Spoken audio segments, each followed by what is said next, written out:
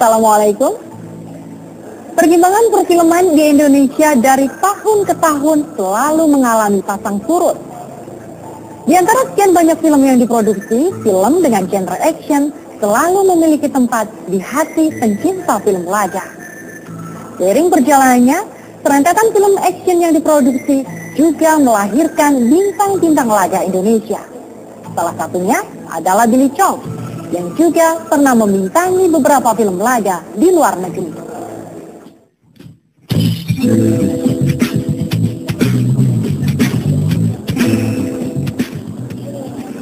Terlahir dengan nama Chuang Chen-li dan dikenal secara internasional sebagai Billy Chong, masyarakat Indonesia lebih mengenal sosoknya sebagai Willy Dawson. Tak pernah lepas dari aksi laganya, Willy Dawson malang melintang di kancah perfilman internasional sejak tahun 70-an sebagai seorang aktor dan juga peran pengganti atau stuntman. Kalau dunia stuntman itu berbarengan pada saat saya masuk ke dunia perfilman ya. Saya masuk di perfilman tuh 76-an ya. Jadi kalau perfilman di Indonesia tuh mengenal stuntman tuh masih awam. Masih asing rasanya. Masih stuntman tuh apa sih gitu ya. Bahkan waktu saya syuting pertama kali itu judulnya Pembalasan Cipitung, fighting instructor pun nggak ada.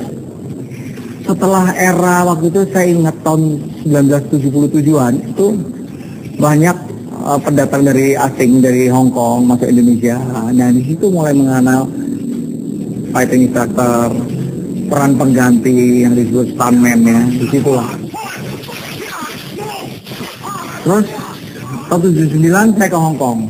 Nah disitulah saya baru melihat nyata, oh fighting director ada, fighting instructor ada, asisten ada, tim koreografi ada, tim stuntman ada, lebih di kinerjanya lebih profesional ya di Hong Kong. Disitulah saya bekerja sama dengan Hong Kong tuh, wah ini ternyata dengan cara yang profesional. Kalau di Indonesia masih waktu itu masih serabutan istilahnya.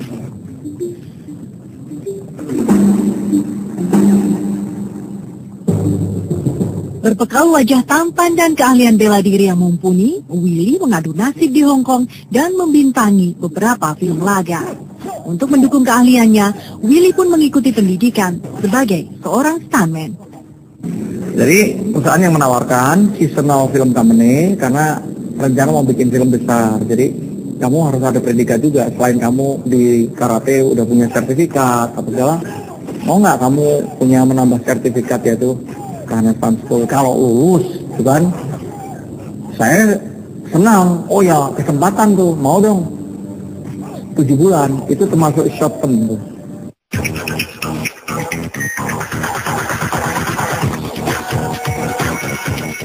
Pada tahun 84 saya mendalami sekolah stuntman di Hollywood ya.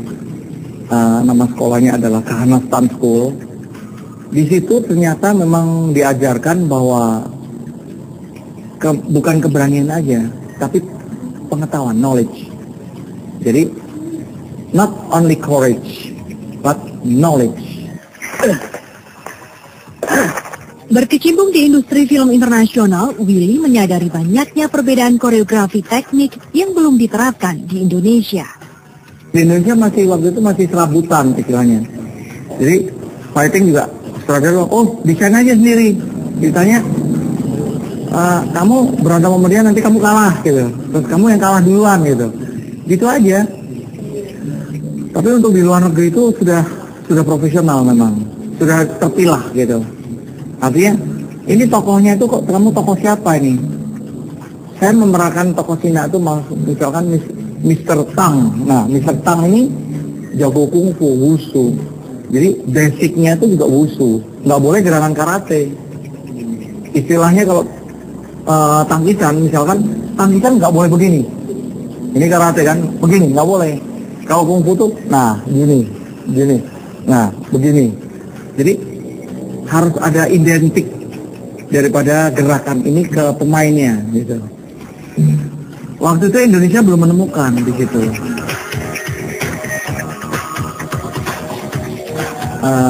menjadi seorang stuntman tuh harus ada 2 hal yang kita lakukan. 3 hal ya. Fisik harus fit sekali. Jadi you do it or not. Lakukan apa enggak? Harus pribadi kita harus pada saat kita nggak feel, okay, no, I'm sorry, I can't do it. Tapi pengganti. Kalau I can do it, okay, I do it. Nah, harus berani ngomong. Nah, dengan keadaan fit, satu, kedua, knowledge. Kalau gue jatuh seperti ini, ada resikonya nggak? Seperti saya jatuh di ketinggian, misalkan dari 7 lantai yang saya lakukan di Kahanas Stunt School, itu 7 lantai kira-kira tuh kalau dinilai dari gedungnya. Kita lihat, padahal kalau di bawah tuh pelampungnya besar sekali. Begitu kita ke atas, oh my god, kecil jadinya. Tapi padahal aman tuh, karena kita jatuh tuh udah pasti. Kecuali kita jatuhnya ke kiri atau ke kanan. Menjalani profesi yang penuh aksi dan bahaya, tak pasti selalu berjalan mulus. Cedera dan sakit kerap dialami. Kalau cedera tuh berkali-kali juga ya. Di Hongkong pernah kan, kamera diambil top angle, saya jatuh dari atas ketinggian 3 meter kira-kira. Padahal di bawah tuh udah dikasih pengaman tuh. Tanah dan daun-daun keringnya banyak, itu dalamnya ada busa. Cuma nggak tahu kenapa waktu itu agak tergeser sedikit, kepala saya kena lantai tanah. Pingsan, nggak sadar tuh seharian.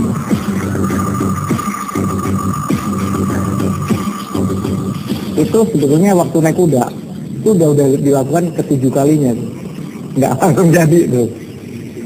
Karena memang risikonya tinggi. Karena dari pelatihnya udah ngomong bahwa apa yang kamu lakukan ini paling bahaya adalah ini, kuda yang ditarik ke ring itu.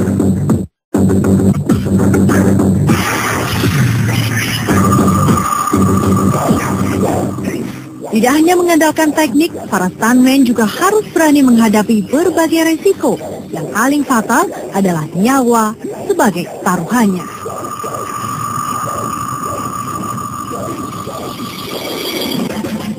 Setiap karya film diproduksi agar menarik dan memiliki nilai jual.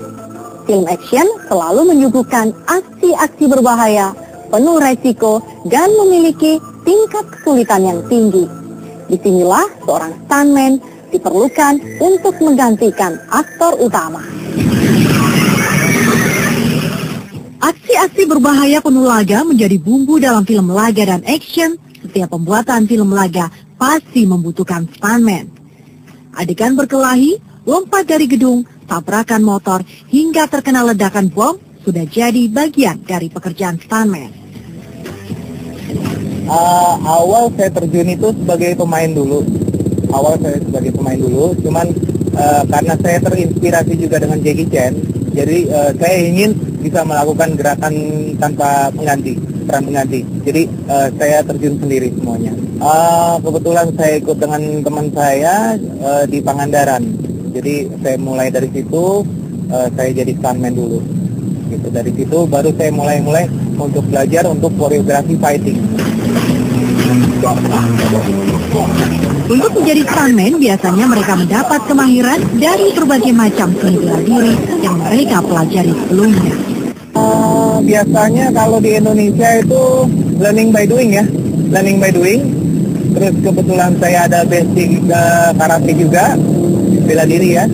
Kebetulan saya juga dari dulu juga senang dari kecil lah. Saya memang kategorinya bandel, jadi sering melakukan adegan-adegan yang berbahaya sebenarnya gitu. Sebelum tahu film sebenarnya. Gitu. Kalau untuk ke stuntman-nya ya, kalau adegan-adegan berbahaya mungkin bukan di bela dirinya, tapi mungkin teknik-teknik jatuhan, teknik safety-nya itu yang penting. Dari bela diri, salah satu bela diri yang saya pelajari itu jiu-jitsu sama ninjutsu tadi, itu diajari teknik-teknik lompat, teknik-teknik jatuhan dari tempat yang tinggi, biar safety gimana, biar nggak keselio, itu ada, seperti itu ada. Aksi-aksi stuntman yang kita tonton dalam film memang terkesan nekat dan berbahaya.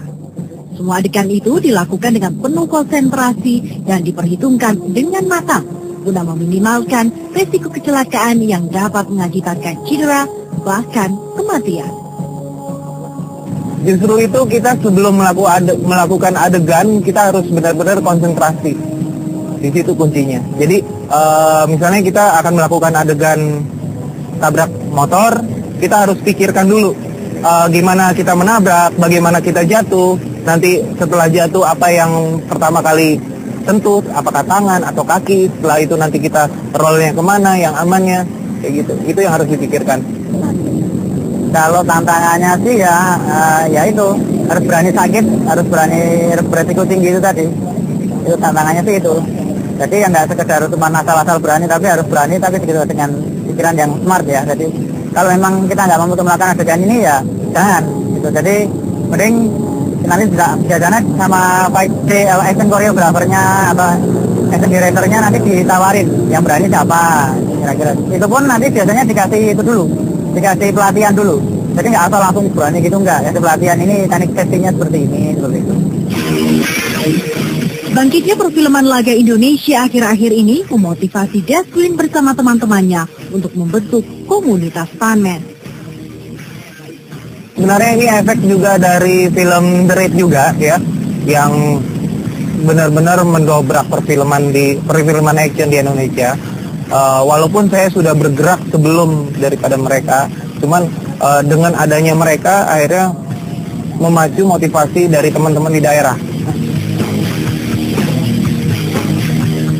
Secara profesional belum ada tempat latihan, tapi kalau untuk tim saya sendiri, The Real Action Team sih ada kita melakukan adegan-adegan latihan, terutama apalagi kalau untuk film, ya untuk film kita workshop dulu, itu harus ada. Jadi kita mulai mencoba dari video klip 5 menit, kemudian nantinya kita akan ada seminar, workshop. Setelah dari situ nanti kita masuk ke festival, dan untuk jangka panjangnya kita akan membuat film independen action gitu.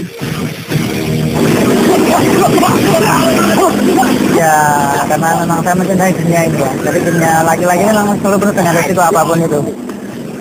Karena saya senang punya prestasi yang bisa dilihat orang, tapi prestasinya bukan negatif tapi positif gitu loh.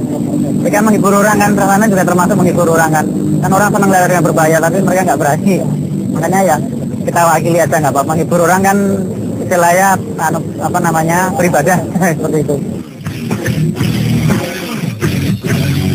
Sebenarnya sih Peran pengganti adegan berbahaya yang dilakukan para stuntman kerap mengundang mara bahaya. Walau maut selalu mengintai, kiprah para stuntman masih dipandang sebelah mata dengan honor yang tidak seberapa.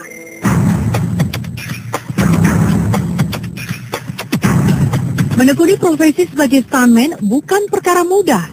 Mereka melakukan aksi berbahaya yang tak bisa dilakukan aktor sebenarnya. Mirisnya, di Indonesia pekerjaan bertaruh nyawa ini tidak diikuti dengan upah bayaran yang sepadan. Keadaan ini jauh berbeda dengan apa yang pernah dirasakan Willy Dawson saat berkarir di film internasional. sebuah film action tuh pasti butuh stuntman, dan stuntman tuh nilainya tinggi, harganya mahal. Kalau di luar negeri, di Hong Kong, di Indonesia, yang saya sayangkan di Indonesia itu belum dihargai, murah. Katakanlah sekali lompat mungkin cuma 200-300 ribu kalau kaki patah. Nah, perusahaan ganti nggak? Asuransi nggak? Mungkin ya budgetnya loh, ya di Indonesia kan market film kan masih lokal, jadi kita nggak bisa membandingkan juga. Di Hollywood kan marketnya udah 80 negara, Hong Kong juga filmnya udah internasional, jadi budgetnya tinggi, jadi membayar stuntman juga nggak sungkan mereka. Mungkin bayaran stuntman sekarang kalau harian mungkin satu hari itu lebih kurang 10 juta, lebih kurang ya. Itu Hong Kong. Aku nggak tahu kalau Hollywood sekarang. Kalau di Indonesia, kasihan mungkin masih di bawah 1 juta, 500, 200, 300 mungkin ya. Untuk pemula ya, pemula itu rata-rata 500 lah sehari, 500 ribu bisa, 500 ribu sampai ya antara 500 ribuan lah, 500 ribuan sekitar itu. Sebenarnya sih belum sepadan, gitu. Cuman sekarang ini kan, ya ini hanya bicara kebutuhan ya. kebutuhan. Keadaan ini membuat Prata, mantan stuntman dan aktor laga, beralih ke profesi yang lebih menjanjikan, membuka bisnis pengamanan bayaran. Melihat dari apa yang sudah kita dapatkan sekarang, kalau kita berbicara menjanjikan atau tidak, yang namanya menjanjikan itu kan masih janji. Semuanya itu ada dan semuanya bisa. Tetapi untuk mencapai ke sana kan tidak gampang. Kita lihat belakangan ini ada beberapa film action yang notabene memang punya taraf, punya kualitas yang bagus lah. Beda sama dulu saya rasa. Dan itu saya sendiri begitu nonton, jauh sekali bedanya. Sekarang udah mulai di-combine, udah gitu action, wah, top lah. Nah, menjanjikan pasti.